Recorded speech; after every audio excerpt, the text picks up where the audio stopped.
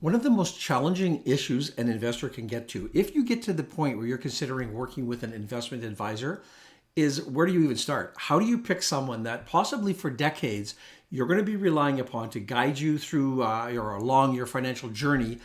This is someone you're going to have to trust, to be competent, to act in your best interest. In this video today, that's what we're going to focus on. We're going to look at what is an investment advisor and look at the different types of advisors you may choose to work with. Why might you use one?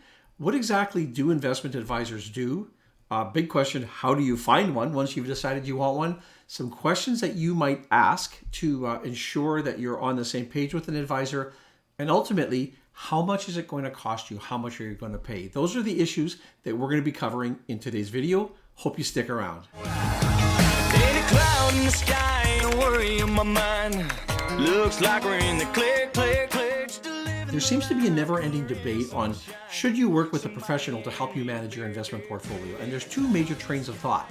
One is, yes, these people are trained professionals and they can help me achieve my goals better than just doing it myself. There is a very strong contingent on the DIY side that says, why would you pay for advice when everything's available on the internet? You can do this yourself and save you the cost of hiring a professional. There's one big elephant in the room that I'm going to address right out of the gate here and hopefully put this behind us.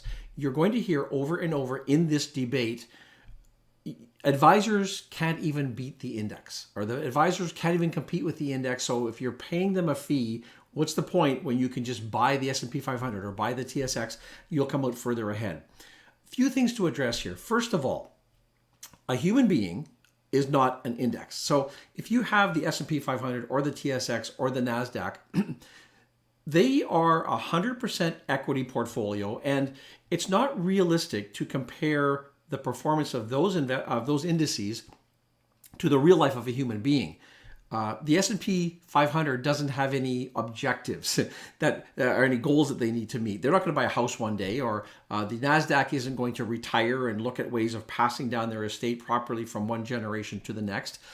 The goal of many investors isn't to beat the index, isn't even to match the index. Everybody has their own rate of return that they need to achieve to meet their objectives. So I don't think it's realistic to use that as the number one qualifier.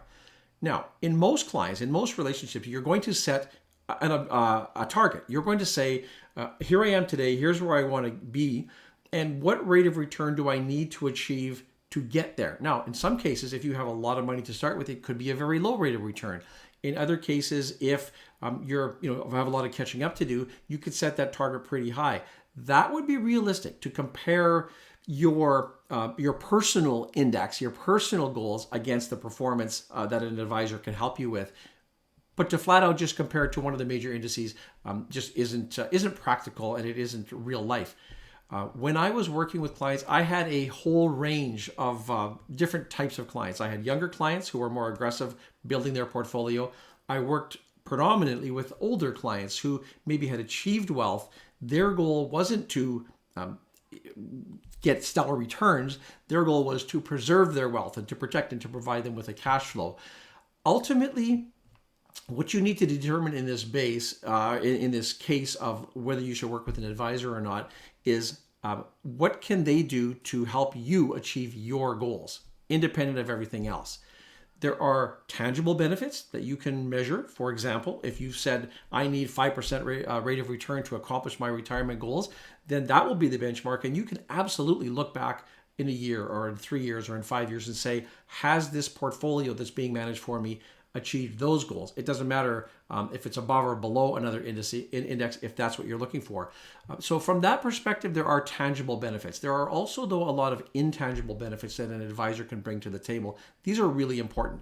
The biggest one, I think, is that an experienced advisor can help you avoid big mistakes. And we're living right now, still going through this, the pandemic, the COVID-19 pandemic.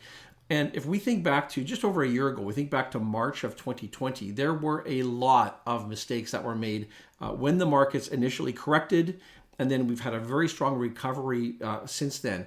I know that a lot of advisors who didn't have proper guidance would have bailed out of the markets and missed out on the recovery. Those are the types of things That would be a mistake, I would say, in this example. For most people, that would be an example of where an advisor, someone as a sounding board, someone to reflect back with, can help you out there. Not everybody wants to do it yourself. There's lots of reasons that people, maybe you're busy running a business, maybe you're retired and you vacation quite a bit under normal circumstances. Maybe you just don't feel you have the ability or the skills to do that. So the fact that you can do it yourself doesn't mean that a lot of people or everybody wants to. Having someone on your side can help you remove fears and anxieties. And as you get older, this may be difficult for some younger viewers to understand, but as you get older, having your nest egg protected, erring or protecting on the downside becomes a much bigger issue as perhaps you're retired, your cash flow has stopped, you're not earning anything from a job anymore, so all you have to live on is maybe some government pension benefits and also your portfolio. The fear or the anxiety that comes about from possibly losing that and that security is actually very large in people's minds, and working with a qualified professional can really help you sort of go through this with a more of a calm attitude. I would just call that peace of mind. There's something to be said for just having someone on your side who you can have trust and you can have faith in, who will guide you through that process. I learned this vividly when I retired earlier this year, and as I visited, or as I spoke with each of my clients to advise them that I was making this change in my life, I was shocked at how much these people relied on me and what peace of mind I provided to them. I mean, I know that that's the role of an advisor, and I always felt that was something that I was trying to achieve, but I had no idea really of the depth of that. And so I can speak firsthand to the peace of mind, the comfort that an advisor can bring to a client. So those are some of the things to consider as to what an advisor can bring as you are making your decision as to whether to work with an advisor. And we're going to talk a little bit more about that in a few minutes as well. Let's move on now to what is the definition of an advisor. And this might seem pretty simple, but the term advisor is very widely used. You have investment advisor, financial advisor, you have financial planner, investment planner. There's so many terms. In fact, I recently read on one of the industry websites that there's about 65 different titles that are in use today, mostly unregulated. Most of the provinces don't have official regulations related to titles. Now, there is registration that we're going to talk about here in a second, but if people can kind of call themselves whatever they want, and it's up to the investor to dig a little bit deeper and see exactly what these people do and what they can offer. This video today, I'm going to focus on investment advisors. Even then, there's going to be a few different terms I'm going to throw around. But this is an investing channel, and we're not going to talk about a whole bunch of other types that are important.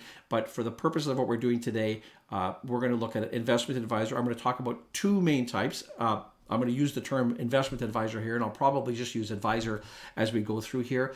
An investment advisor, as the name implies, focuses on managing your investments. So whether that's recommending portfolios or investments for you, whether that's actually taking full control in a discretionary account and doing everything on your behalf, the focus is on investments. Now, another term is financial planner. Now, financial planner has a wider scope. So they may be involved in looking after your investments, but they're also going to cover off a lot of other things that aren't directly related to investment. Many advisors, in fact, I would say probably most, do both. Through most of my career, I was a licensed investment advisor. I was also a certified financial planner. So it's very common in the industry because there's so much overlap. And when you're having discussions with your clients, there's both of those sides of investing or financial management that you need to address. Probably someone that you're working with or might be considering working with will be both an advisor, an investment advisor, and a financial planner. That's something to consider. There's also a term that the industry uses called dual licensed. And what a dual license is, it's very common that an investment advisor may also be an insurance representative. So they may be licensed to do both. I'm not a big fan of a sort of a jack of all trades. I think it's okay if you have an investment advisor who is insurance licensed, but their focus is on investments, and they can have those general discussions with clients. And if it's a very, very simple case, they can perhaps sell you a product to solve an insurance need. But when you get into more complicated insurance issues, I believe that you want to work with an insurance specialist. And most advisors have relationships with people who do focus more on the insurance side of things, even if they are licensed in insurance.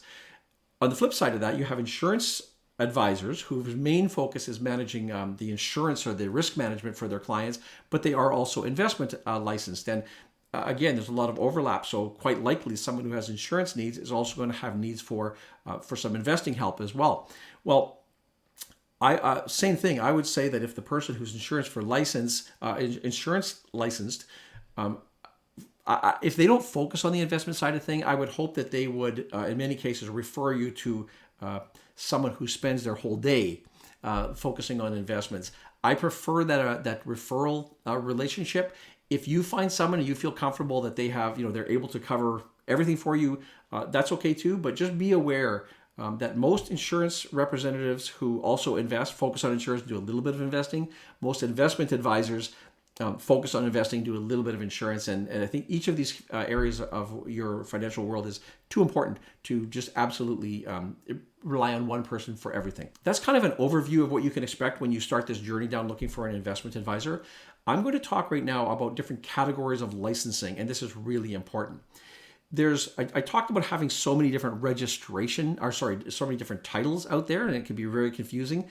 If you're going to give investment advice in Canada, you need to be registered if you're actually going to manage portfolios with what's called the Investment Industry Regulatory Organization of Canada. It's known as IIROC. And there's a big difference between a title that you have and what your registration. The licensing that you have, the registration means much more than just the title. It dictates what types of services and products you're able to use when you're working with your clients. There are two main categories of investment advisors. I'm going to try and keep this straightforward and simple. There's registered representative and there's investment representative. And they're two different things, although they sound very similar. A registered representative, or RR, is licensed to make trades, but also to provide advice to clients. An investment representative, on the other hand, they too are licensed to make trades, but they're not licensed to give advice. The most common scenario you're going to find is an RR, registered representative, working with a team, and some of the assistants will possibly be IRs, which mean if you called up and said, I want to make a trade, they can process that trade on your behalf. But if you called up and said, should I buy some shares of Royal Bank? They're not licensed to give you that advice. That advice has to come directly from the RR or from the registered representative themselves. So I hope that kind of clarifies from a top level the two main types of people that you may work with. Now, when you go beneath that, each of those has certain products that they're qualified or licensed to work with. And I'm just going to go, because they're the same, I'm just going to focus on registered representatives, so RRs right now. You can work with an RR who is licensed to deal with mutual funds only. That's very common. If you're looking just to buy mutual funds, that's what you need, a registered representative mutual fund licensed. The next level, I would say, is you can have an RR who's licensed to deal with mutual funds and also securities. That's sort of the next step. Securities being stocks, bonds, preferred shares, that type of thing. So there's a wide range of securities that also encompasses mutual funds at that level. You can also have RRs who are licensed to trade in options or to provide options strategies to their clients. Options are puts, calls, different strategies that you can use with those what are called derivatives. All RRs cannot trade in options. You have to have special training, special courses and accreditations to be able to do that, but it all falls under the same RR category. Same thing with futures contracts and futures contract options. They fall into the derivatives category as well, but there's special trainings that need to be applicable for that category. So all RRs are not the same, but there's different levels of services. So it depends on what you want. If you say, I just want to build a portfolio of mutual funds, that's simple. All RRs will be able to help you in that respect. But if you say, I want to add individual securities, stocks, bonds, if I want to be able to trade in options, then you have to look for a specific registrant who has the capability of providing those services as well. On the same topic, you have portfolio managers and you have associate portfolio managers. And they have much the similar qualifications as the RRs. The difference is this: with an RR, so with the standard registered representative, they are licensed to advise you on invest on your portfolio, whether to buy, whether to sell stocks, but ultimately they need to get your approval. So they make the recommendations that are suitable for you, but there has to be verbal confirmation before they're able to make those trades. A portfolio manager, on the other hand, you set up a what's called an investment policy statement, where you provide a roadmap or parameters under which you approve them to manage your portfolio, and then they can go ahead and do that without verifying or without getting permission on each trade to do that. So an RR can give you advice, and in many cases clients accept that advice. That's why you pay the person for their expertise. A PM, a portfolio manager, can go ahead and make those changes without having to confirm every trade with you. Just sort of to recap, when you're looking for an advisor, you want to look at how they're registered, depending on what types of services that you are looking to use. And you may not even know, but that could come about in a discussion as to, when you lay out your plans, getting a better sense of what type of advisor you're going to be actually working with.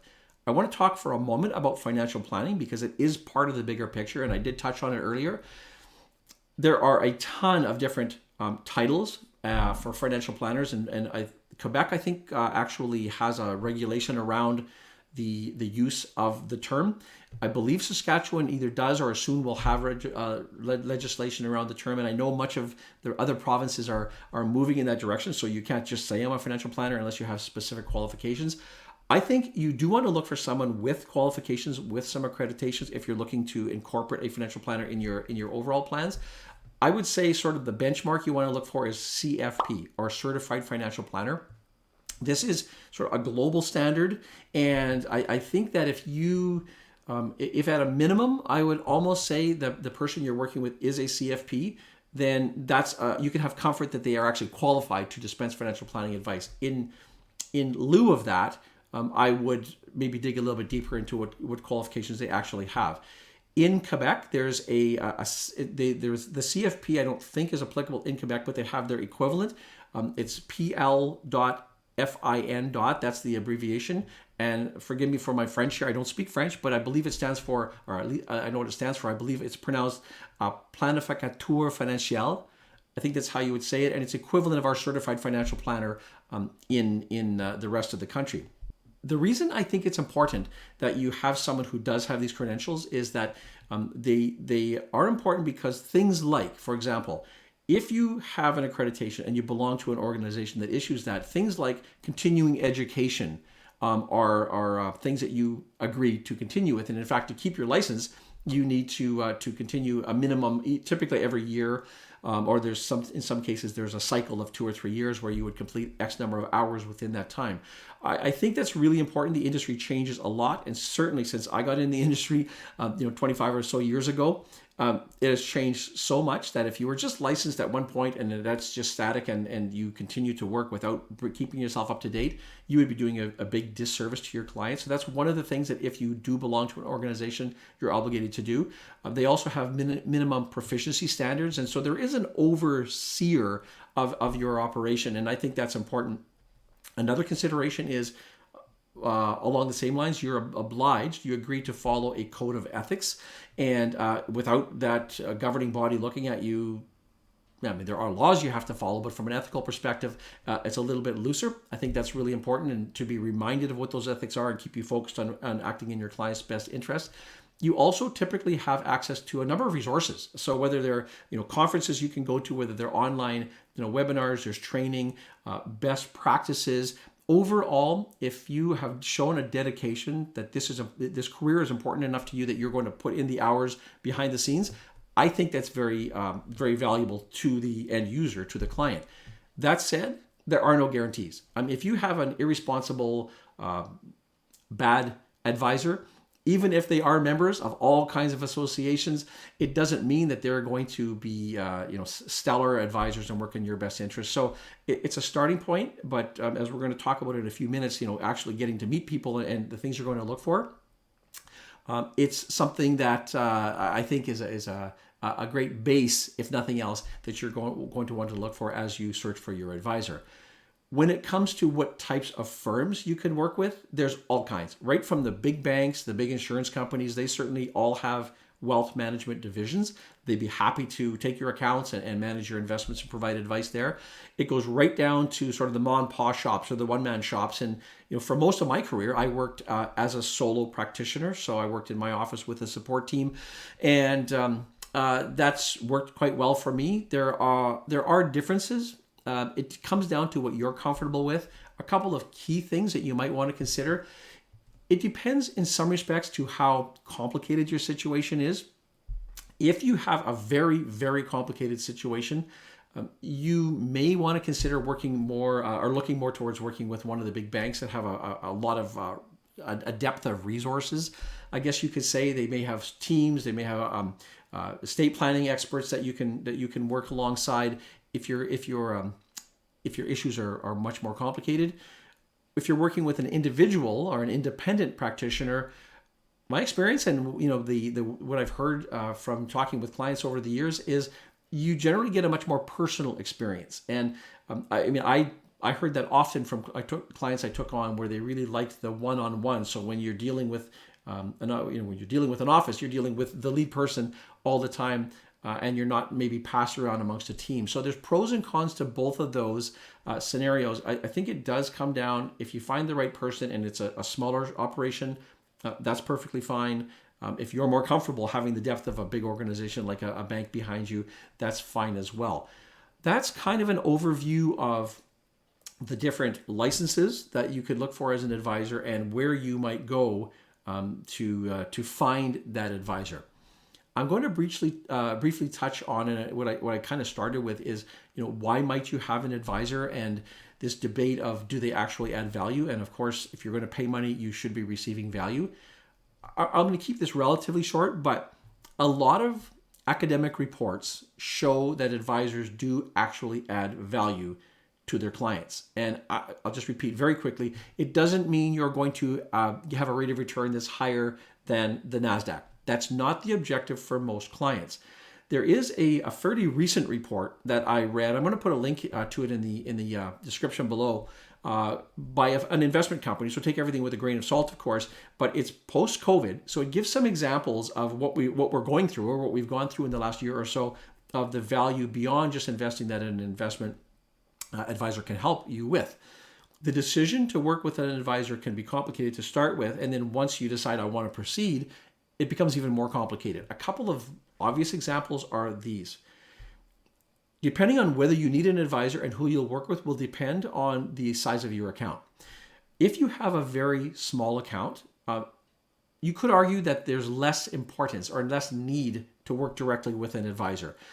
It may be even hard to find an advisor who is willing to take you on. I mean, to be blunt, if you have $1,000 or $5,000 that you're starting with, you're not going to find a lot of experienced, established advisors who are going to want to take you on as a client just because they're already managing a book of business for the most part. And so, as blunt as that may sound, you may have a challenge finding someone to even manage your investments.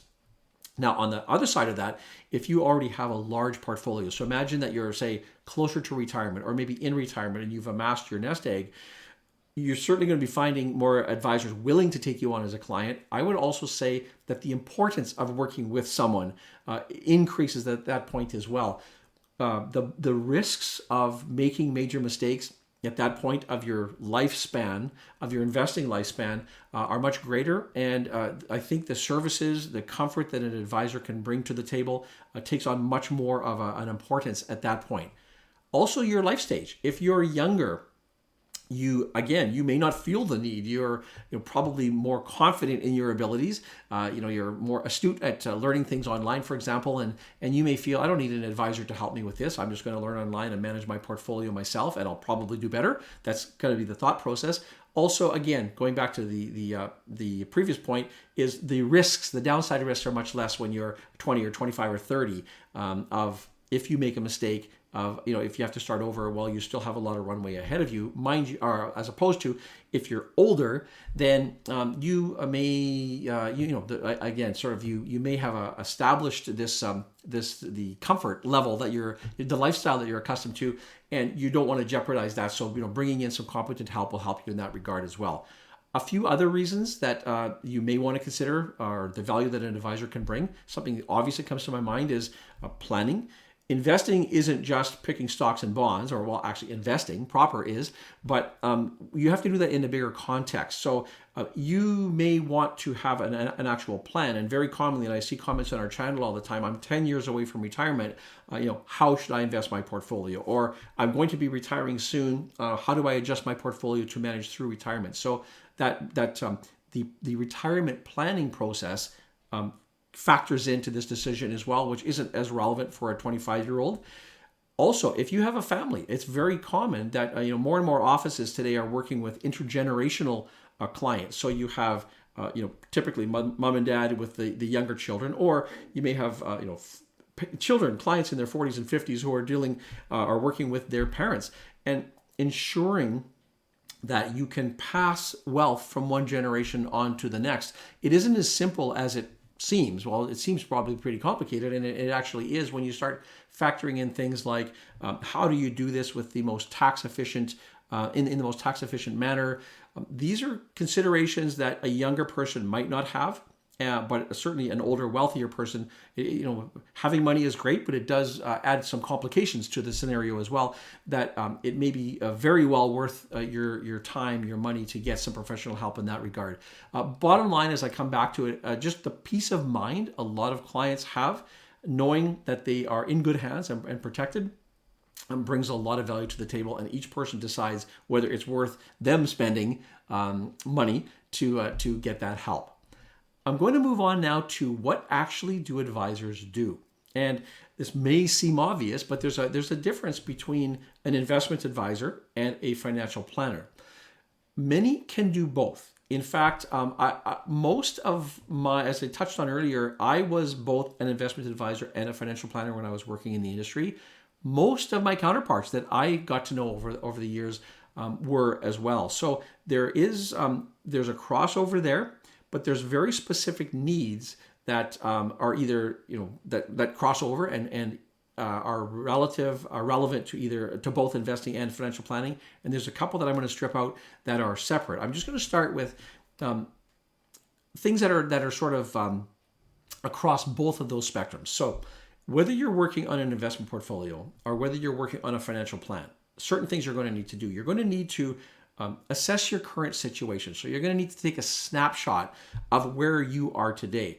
And that entails a bit of upfront work on your part. I always think, going and working with an investment advisor or a financial planner isn't one-sided. You need input from the advisor. You need input from the client as well. And the more input both of those parties bring to the table, the more effective this is going to be. So there's a fair bit of groundwork getting this relationship started by assessing your current situation and then assessing what your needs are. It's one thing to say, well, here's my net worth. This is where I'm at today. But what are your needs, either now or on an ongoing basis? And that could be family related, it could be business related, it could be, there's a myriad of things that this professional will help you identify and help you solidify that plan around there. Once you've sort of assessed what those needs are, you then sort of lay out a plan to determine or to sort of focus in on what your goals and what your objectives are. Again, getting help in that regard, I think, is very important. Once all those are done, then you get to the part of the process where the advisor will give you the advice on whether it's a product you need or whether it's a solution of some nature that you need to do. So there's the implementation phase, I would call it, where you take this knowledge and you say, okay, now what are the steps I need to take to get this done? Once that is in place, there's a constant revolving of reviewing and updating. So setting up a financial plan or setting up an investment portfolio isn't a one-off and it's done. It requires to be properly managed. It requires constant review, innovation, whether that's annually or if there's a life event that occurs, you may need that more frequently. That's something that always has to be factored in. And I touched on earlier how you're looking to set up a long-term relationship, and having the fluidity in a relationship is really important because you're not 5 years later or 10 years later, you're not going back and starting with someone fresh who you're having to explain all of these goals and objectives again. Hopefully the account's well documented, but just in case, having one person is a bonus in my example. Now, specifically, So these are some crossover things, specifically when you're working with an investment advisor.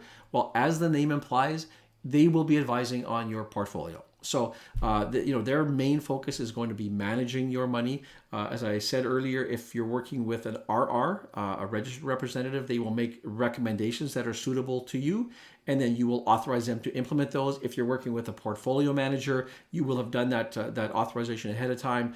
No difference really in what they're going to do for you. It's just a matter of they can just do that without connecting with you each occasion. Financial planners have, I would say, more of a holistic view. They don't just look at the investment part of it. That will be part of the whole overall picture. But they're, as the name implies, they might prepare a financial plan for you. So this could be a formal document, and there's all different types, from short documents to very long, complicated documents, depending on your circumstance. But they'll prepare a financial plan specifically for you. They may review your insurance coverage. That's risk management in your life is important, and so that's a skill that they may be able to bring to the table. Things like cash flow needs, net worth needs, budgeting. Again, that's all part of this financial management. Tax planning is usually part of that process as well. There's a bit of spillover there on the investment side as well, but if you're looking specifically at tax planning, retirement, and estate planning, then you're going to want to work with in conjunction with your investment advisor, you're going to want to work with a financial planner or a specific estate planner if that's what your needs are. The bottom line on all of this information is that there are a wide range of needs that clients have, and there's a wide range of services.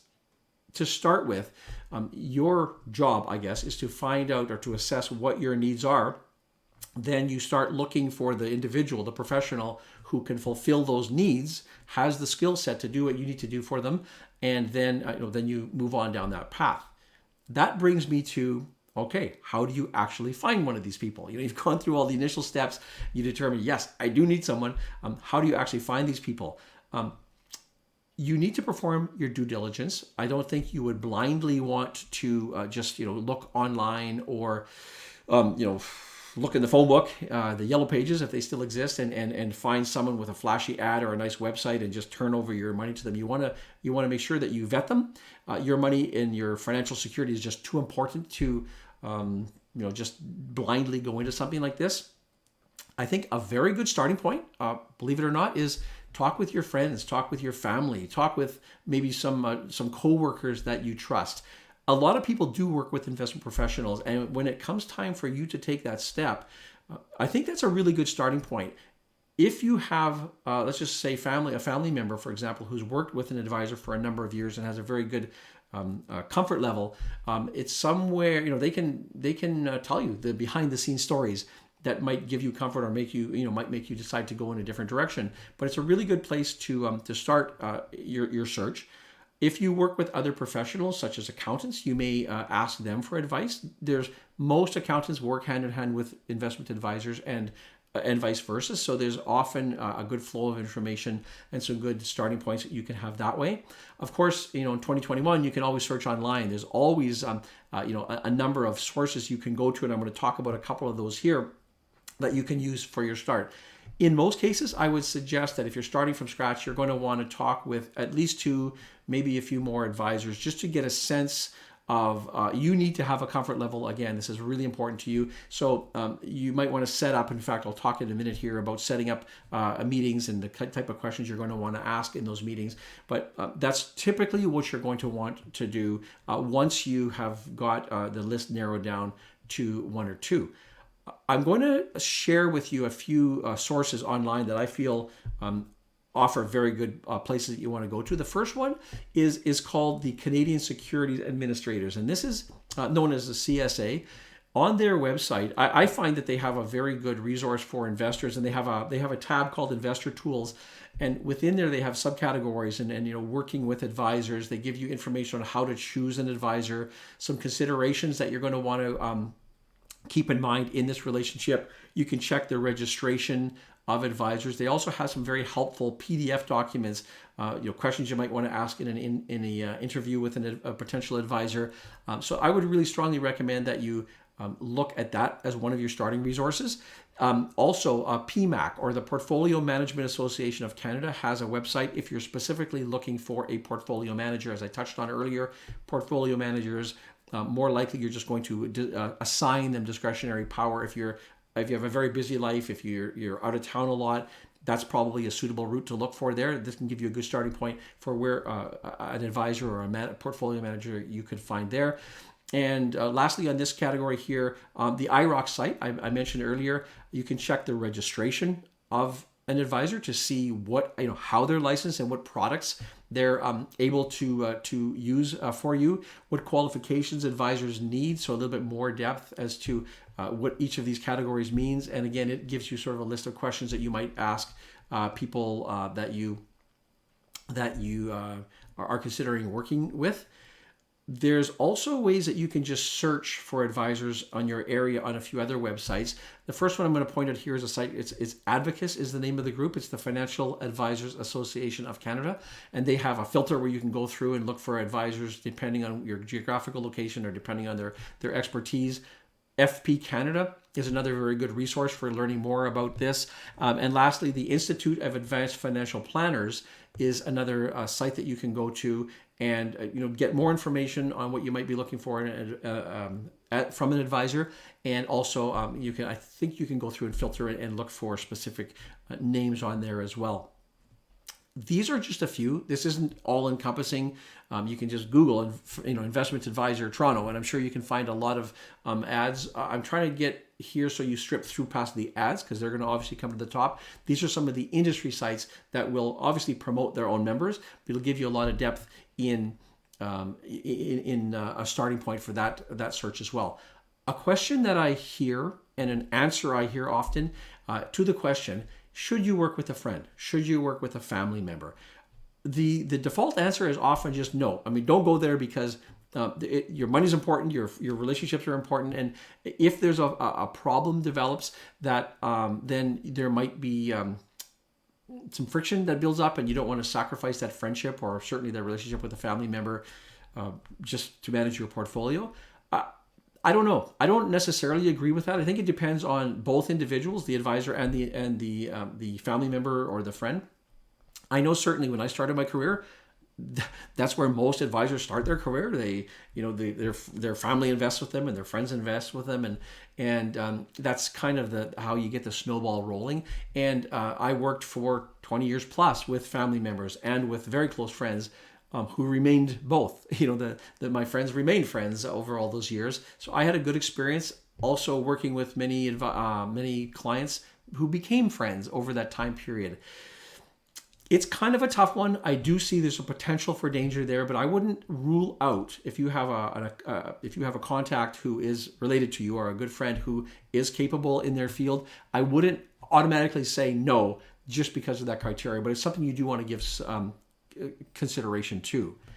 Once you decide that once you've narrowed down that list as to who you might work with, there are questions that you should ask. Now, whether you ask them explicitly, I've had potential clients walk into my office with a list. Here's 27 questions I'm going to ask you, and they kind of go through one-on-one. If you're more of a conversationalist, you might want to be aware of these questions, and through the conversation, if they're answered, that might be sufficient for you as well. But you should definitely go into this search with a goal, with these specific questions that you're looking for answers to in mind. The first one I'm going to start off with I think is a real tough one, and I guess the question you want to ask an advisor is, what's your experience, or how much experience do you have?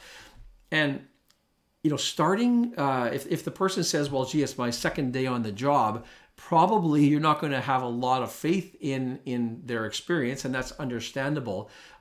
I also I wouldn't, well, it's a tough one for me because I think back to my early days where I had zero experience and people had faith in me and allowed me to, they were with me as I developed my skills and worked through my career. So if you're a younger investor and you have, say, a younger friend who's getting into the industry, that might be a scenario where you're saying, I'm willing to work with this younger person and ride it out with them, but there will be some ups and downs, and hopefully these people will learn and gain experience as they go along. If you are you've just sold your business for a few $1 million and you're looking for someone to help you manage that, and as I said earlier, getting involved in estate planning and issues like that, I would say then you're going to want to look for someone with more experience. It's a tough one. Maybe something you can look at if you're looking for someone with less experience is if they work as part of a team. So, I think of when Brandon started working with me, he had zero experience as an advisor when he started, and we worked as a team. And so there's, he could have conversations with people, but ultimately the decisions on what we did came down to me initially. And so that's a nice arrangement there where you can, I think, cut a little bit of slack to a potential younger advisor. I would say if you find a young person who is an amazing person and willing to learn, smart, on the ball, that's probably better than an older or an experienced advisor who maybe has gotten tired of what they're doing and isn't going to give you the attention that you deserve. Just one thing to factor in. You're going to want to ask what type of license, what type of registration you have, depending on what your needs are. That's obviously going to be important if they can actually provide the services that you need. I touched earlier on accreditations. Are you a certified financial planner? If you are going to be having financial planning needs, that's something you want to touch on, you want to cover off. Do you work as part of a team, or do you work by yourself? Pros and cons to each. That's something you could ask, and you probably should ask.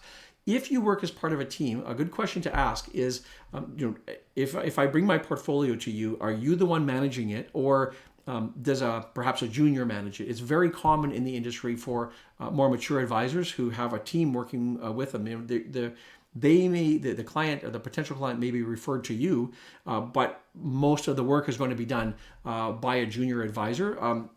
There's pros and cons to each of that, but it's something that it's legitimate that you ask that question.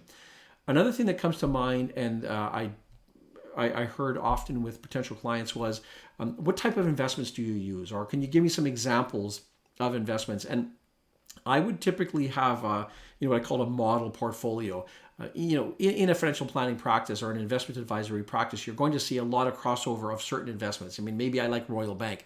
Most of my clients are probably going to own Royal Bank. It's not going to be a different bank for every client. That probably doesn't make sense. But if you have that list, or if the advisor has that list, that's a good thing to ask, and it'll give you a sense of what type of a portfolio that person manages, and you can see right off the bat whether these are the types of companies that you're interested in investing in, the size of the business, or more specifically, you could ask how many clients do you work with. It can be an issue in some practices where if you're working with hundreds and hundreds of clients as a one-man shop, I mean, the realistic question is, how much attention are you actually going to be able to give to me? How long is it going to take to return a call if you have 20 calls lined up? That's a legitimate question that you could ask.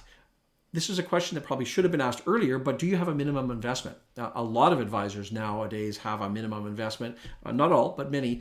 And before you even get to this point, that's a question that's you probably should ask to make sure that if they have $1 million minimum investment to take on new clients, and you have less than that, then probably you're wasting everybody's time by being in there, but most importantly yours. So that would be a question to ask ahead of time.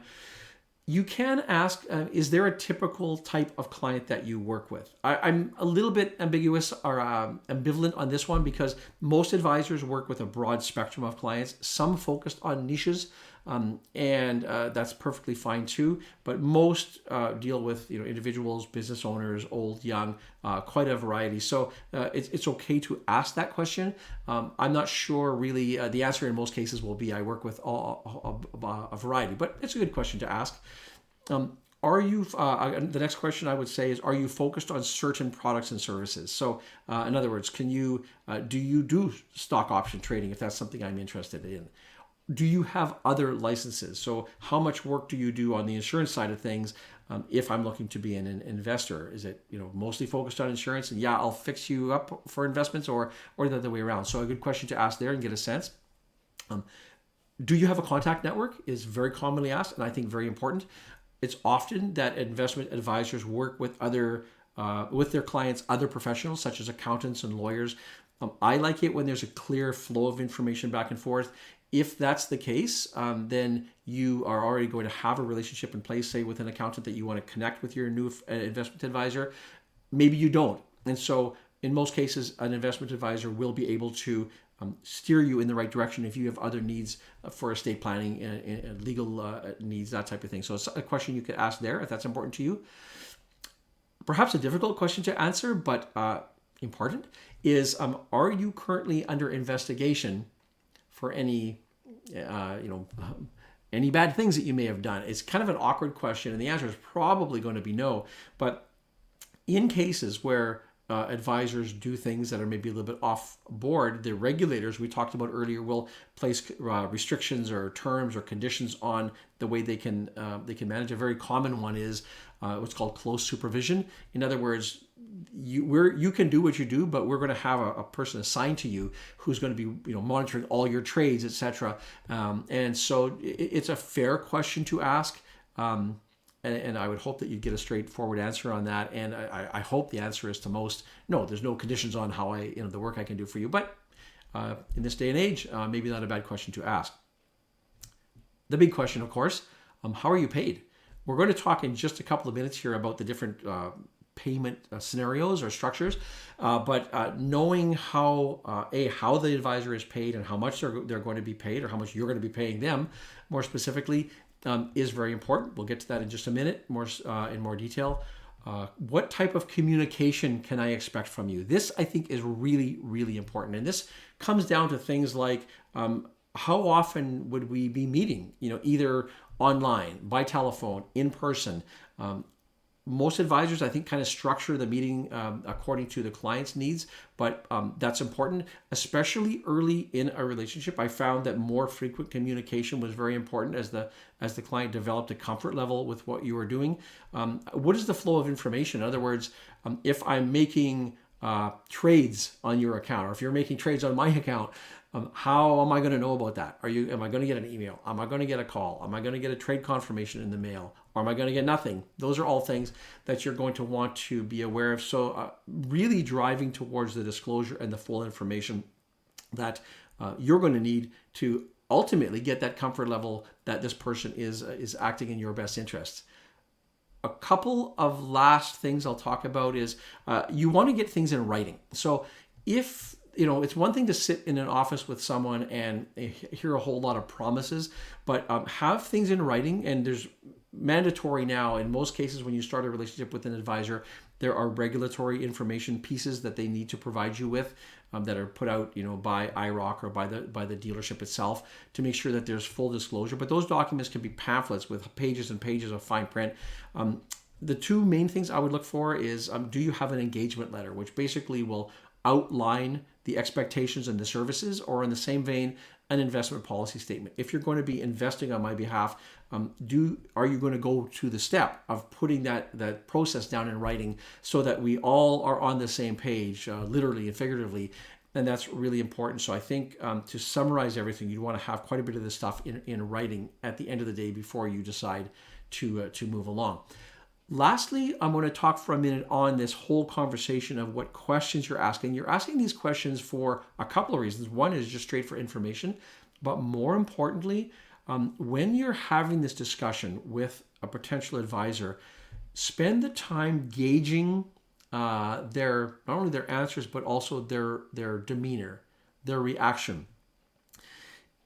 Do they seem engaged? And this might seem like a no-brainer, but I am aware of some advisors over the years who are maybe a little bit high on themselves or conceited and figure they know it all. And so if the person you're talking with doesn't seem to be listening, it's just blah, blah, blah, here's what you should do.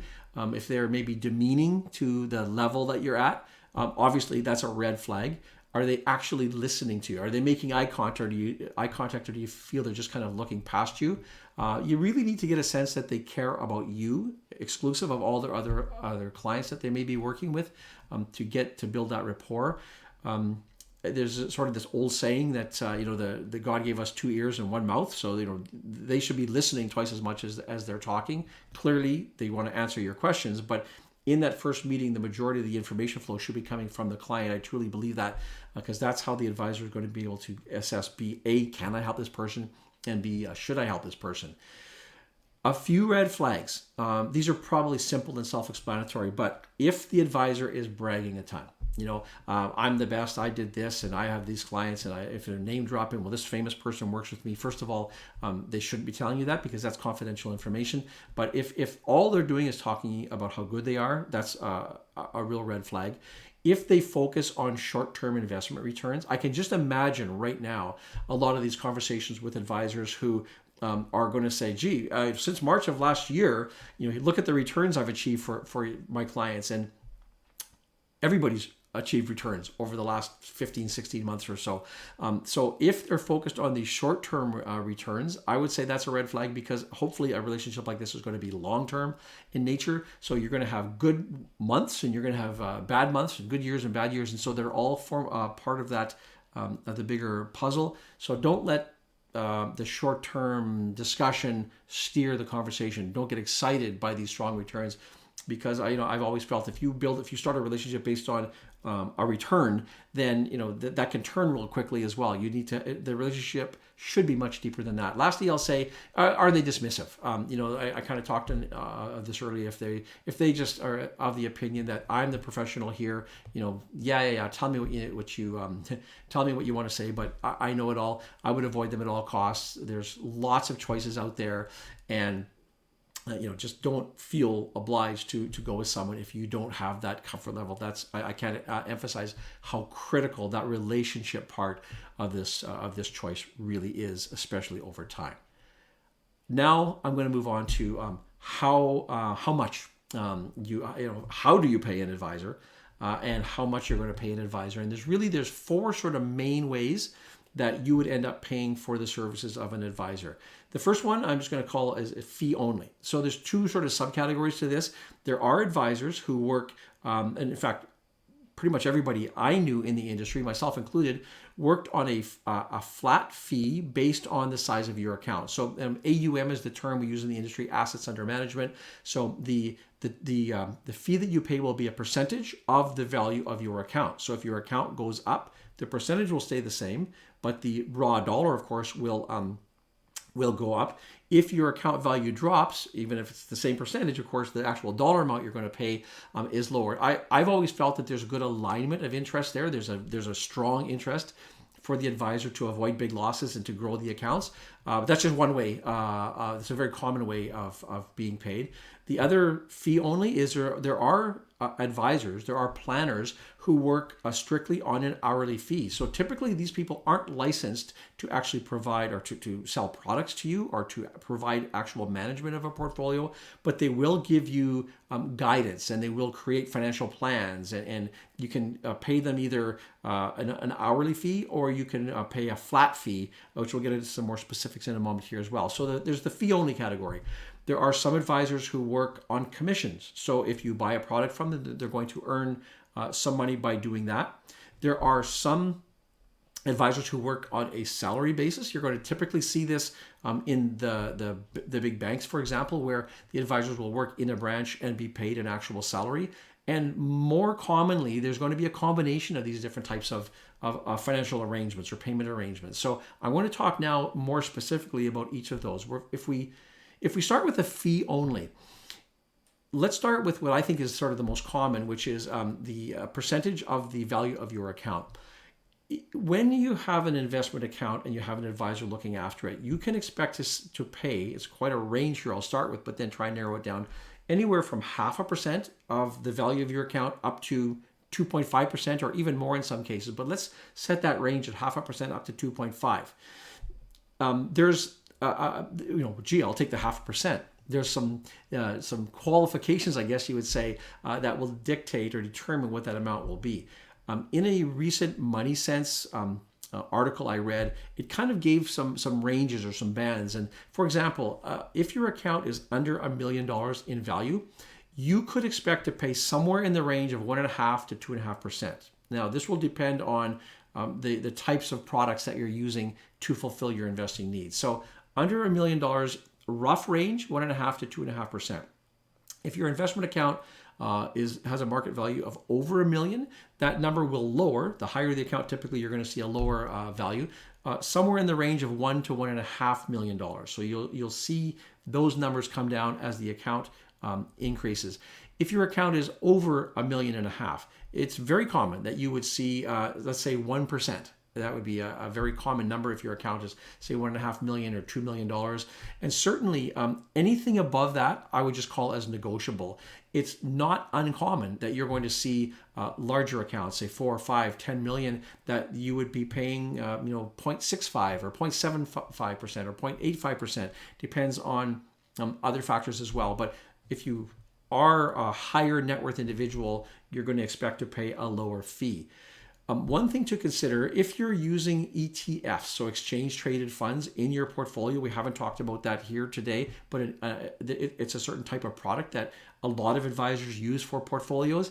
They come with their own fee. So just a quick example, if you are owning an exchange traded fund that has a management fee of 0.10, so 10 basis points, and your management fee that you're paying the advisor is 1%, then you would add those together, so you would be paying 1.1%. So it's important to say that the direct fee that you're paying for your account management, but then any products that have a management fee on top of those, you would add those to that account to get the bottom line.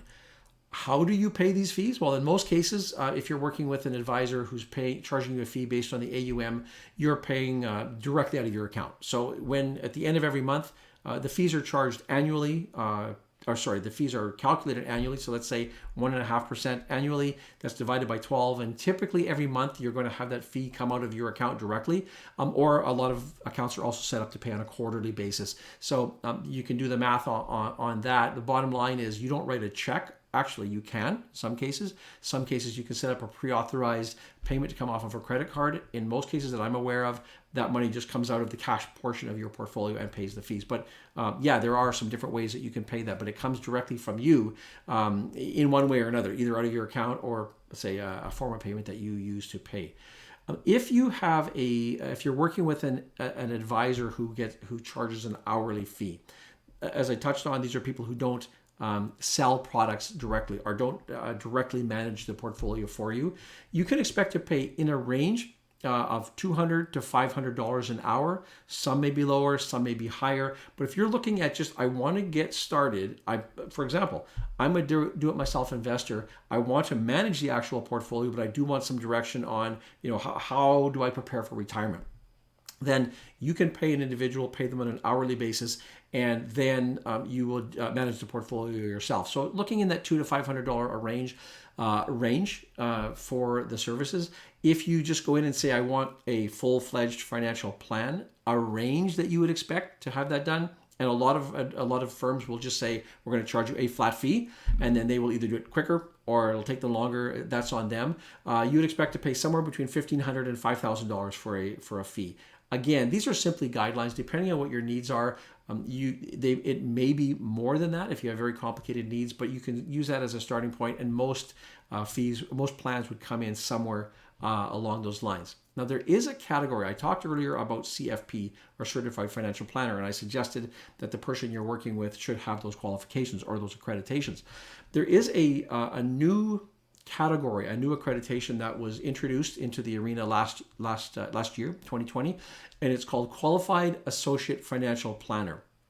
And this is a designation that a person who's working or is on their way to becoming a CFP has not quite fulfilled those requirements yet. They can be qualified, and they work on a lot of teams. And generally, you would expect that the hourly fee that you're paying them would be lower. So if you happen to work with a group that has these qualified associate financial planners in the fold, they may be assigned to do a lot of the sort of the groundwork on your case. And if you have less complex needs, for example, and then you would expect to pay a lower fee. These fees are paid directly by you. So whether you write a check or it goes on your credit card, they do the work. They charge you because you have no products with them. There's nowhere else for them to take the money from. That comes directly from you. The next category is commissions. And this was, back in the day, this was sort of the way that most portfolios were managed. But whether you're buying mutual funds or whether you're buying stocks directly, if you work on a transaction-based account, your advisor may recommend that you buy shares of, Toronto Dominion Bank, and when you buy those shares, you're going to pay a commission. That number needs to be disclosed to you. Obviously, today, the fees from competitive reasons have come down dramatically from where they were not that long ago. So you can get some very reasonable amounts of commission that you would pay, but that's a common way that you would pay if you have an account. Now, whether you're managing that yourself or whether you're working with an advisor, commissions are a way there. With mutual funds are sold on what's called a front end basis, which means when you invest, say, $100, there's a fee that is charged, typically 1 or 2%, but it could be higher or lower. Some investment advisors will charge you 0, actually, and I'll explain that in a moment. But they may charge you, say, a 1% fee, which means if you invest $100, 99 of that will actually get invested, and the $1, the 1% goes to pay the advisor. Mutual funds also have what are called trailer fees or service fees or trailing commissions. There's a few different terms that are used. What it means is when you invest your money with that advisor, and if you own a mutual fund, the mutual fund company pays that advisor a rate on an ongoing basis. And it's typically anywhere from 0.5% to 1% of the value of your account. It's similar to having the structure we talked about earlier, the fee-based structure, where it's based on the assets under management, but there's two components. So I talked earlier about sort of a combination, and these the mutual funds will have the combination of the commission upfront and also these ongoing management fees. These are a little bit different. The management fees you don't really see unless you look really hard. You don't pay them from a bank account or from a credit card. These are what are called embedded in the actual product. So anytime you own a mutual fund, the fees are calculated on an annual basis, but they're broken down on a monthly basis, and they're charged from your account directly. So if the fund, for example, earns 10% in 1 year and the fee is 2%, you're going to get 8% in your portfolio. Conversely, if let's say the portfolio has a bad year and loses 10% in value on the mutual fund, well, your account's going to go down by 12% because you're going to take the 10% from the fund itself. The fees are going to be on top of that. You're not going to see those. There is disclosure that you can see by going to the websites and looking that way. And I'll talk just in a second here about the disclosure that the dealers are required to give to you. But that's something to be aware of. I'm always surprised that people are not aware that if they own mutual funds, they pay fees, but something you need to be aware of, and they can be substantial fees. I talked about working on salary. Most of the time when you're going to see a salaried employee, most of those are going to be bank employees who will be paid a salary to look after the bank's clients. And you may see that also in larger firms where there may be a support team that helps the lead advisors. They may be on a salary as well. But it's less the case, but that's something that is another way that employees are going to be paid. Now, you're not going to pay their salaries directly, obviously, but that's how advisors are paid within these institutions. One thing that you might want to keep on top of mind, and I know this is always a controversial issue, I'm going to just use the banks as an example here right now. If you're working with the banks, there is always this potential conflict of interest. And I know the people who work in the banks are going to refute this, and that's fine.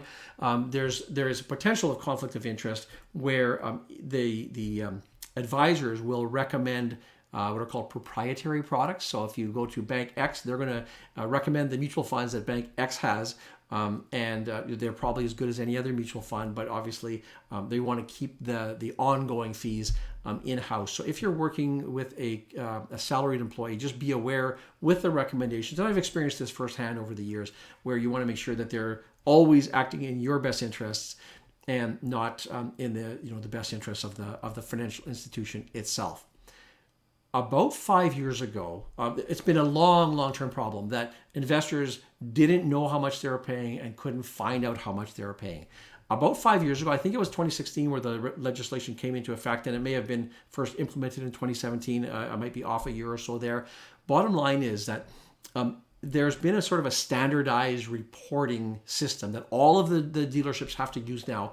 So when you get your year-end statement from your investment dealer, from your bank, on your investment account, there's a special area now where they have to disclose, I think it's called a statement of fees, and they have to disclose throughout the year how many fees you paid. So whether this is trading commissions, whether it's management fees that you paid to the bank to have the money managed on your behalf, that's available there. And I know, and surprisingly to me, a lot of investors still don't even know it's there or don't look at it. And it's still a little bit, can be difficult to interpret these statements. But if that's something that's really important to you, and I think that it probably should be, that's a resource that you can go to. And if you don't understand what it says, talk with your advisor. I mean, all advisors should be very willing to go through item by item to make sure you're aware of the fees that you're paying for your services. If not, well, that's a red flag. You should be able to walk out or leave a conversation like that with a very clear understanding of how much you're paying. And then if you forget sometime later and you need to review it a year later, that's perfectly fine as well. But just be aware of that. It's a very big part. A quick note on the topic of fees. A lot of people will kind of think that a higher fee means better returns. And I don't think there's really a correlation between that. I don't think there's any studies that show if you pay more in fee, you're going to make more money over term. There's other contrary studies that say the more fees you pay, the less money you're going to have at the end of the day, because those fees eat up the returns. There's a very strong argument to be made that way. Be aware of your fees. Make sure you're not paying fees that are way outside of the band, but get good, competent support, advice, and counsel first. That's probably the most important thing. And then as long as the fees that you're paying are within that reasonable range, I think you're going to be just fine. To wrap up the video, if you're going to work with an advisor, I think a couple of key things. You need to have a relationship that is comfortable and mutually beneficial. The advisor clearly needs to make a living. That's why this is their business. That's what they do. They're entitled to charge a reasonable fee for their work, but it has to be something that you benefit from and the advisor benefits from as well. You need to feel confident. This is really critical, I believe. Confident that when you're having a discussion, if there's information that you need, you can understand what the advisor is saying. I've heard over and over and over throughout the years that some advisors talk in mumbo jumbo or industry terms, and clients will walk out of a meeting and they just don't have a clue what was said, really. And that's not a healthy relationship. I think in a case like this, you should know, the advisor should have the ability to take what might be a complicated scenario and distill it down into something that works in language that you can understand. On that understanding note, the advisor really needs to understand you. If they don't pay attention to you, if they're not really trying hard and digging deep to understand your scenario and who you are, that's not a good recipe. I think that they really need to care and understand about who you are as a person, what your goals are, and work in that direction. Lastly, do check on what the person's qualifications are. Make sure that they're trustworthy, and you can get that from a variety of means, as I explained earlier. That is important. Qualifications aren't the be-all and end-all, but I think as a starting point, things like experience and qualifications and is this person trustworthy will get you a long way. Considering the length of some of these relationships, how long they're going to be, these are steps you should take at the beginning to get off on the right foot as you start down that path. I truly hope that this discussion has been beneficial for you. It's probably been much longer than I anticipated it would be, but I've had some bullet points I wanted to talk about and then kind of went off to go into a little bit more depth on some of these points. I hope that you stuck with us and this information will help you in your quest to come up with a good advisor to help you down your financial journey. I will just end off the video talking or bringing your attention to the first link down below is our Investing Academy. And if you are looking to do it yourself, if you're not looking for an advisor, or even more importantly, perhaps if you do work with an advisor and you're looking just to increase your depth of knowledge so that when you're having these meetings with your advisor, you can understand the conversation better, or maybe there's information that you can bring to the table questions that the advisor will be able to help you out with. I urge you to just check out our Investing Academy, and we have obviously some training courses. We also have a number of tools that can help you manage your investment portfolio. I'm going to wrap up this video, and as always, I will just conclude by thanking you so much for watching the video. If you did like the material, appreciate a thumbs up on the video. If you know of someone who may be able to benefit from this information, feel free to pass the video on. That would be appreciated, and just sort of spread the word. I look forward to seeing you in the next video.